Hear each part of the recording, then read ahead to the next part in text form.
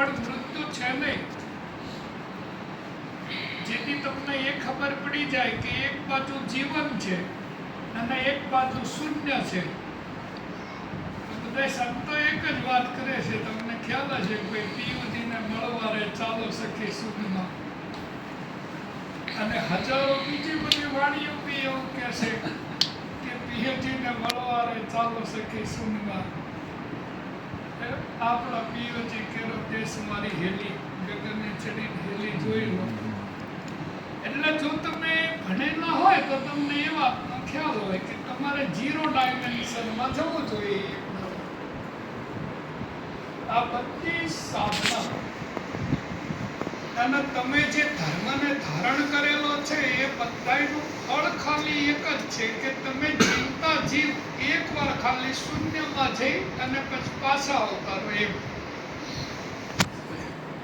સૌ કરી જવું. જવાન કાઢ્યો ને વાત કરી પી. પ્રાથમિક છોડવું જ નહીં તમારે બધા તો. એકવાર તમે શૂન્યમાં જાઓ એટલે તમને મૃત્યુનું જે રહસ્ય છે કે જે ભય છે એ નીકળી જાય કે મૃત્યુ છે નહીં. તો બાપુ આટલા બધા આપણે તપશ્ચર્યા કરી હોય એટલે પછી બીજું જમવાનું એવું ના હોય? સાધનામાં જતા રહો. તો શું છે, આપણે અત્યાર સુધી તો 5 કોષો છે: અન્નમય કોષ, પ્રાણમય કોષ, મનોમય કોષ, વિજ્ઞાનમય કોષ અને આનંદમય કોષ. એમાં આપણે એ કોષથી બહાર નથી નીકળ્યા એટલે હજુ બી એ કોષની અંદર રહી અને જીવન જીવવી છે એટલે આપણને ભૂખ અને પ્યાસ લાગે છે. આપ તમારી સાથે ચાલો, કોઈ દાડો તમને ના ભૂખ લાગે કે ના પ્યાસ લાગે, અને 60,000 વર્ષ જતા રહે તો ના વૃદ્ધાવસ્થા ના દેહને કઈ આગ લાગે.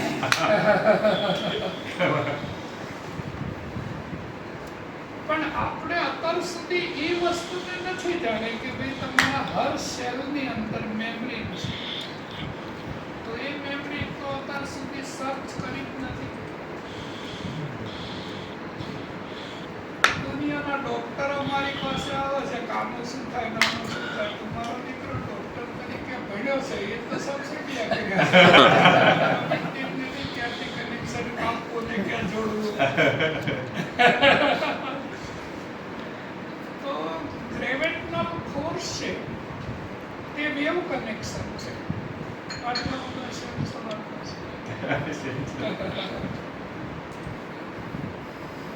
તો નથી તો કોશિકાઓની મેમ્બ્રેનનું નોલેજ.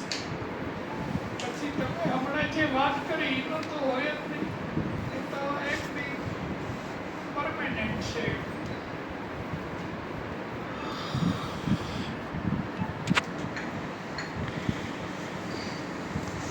એટલે રોમ મેમરી, રેમ મેમરી અને પરમેનન્ટ મેમરી.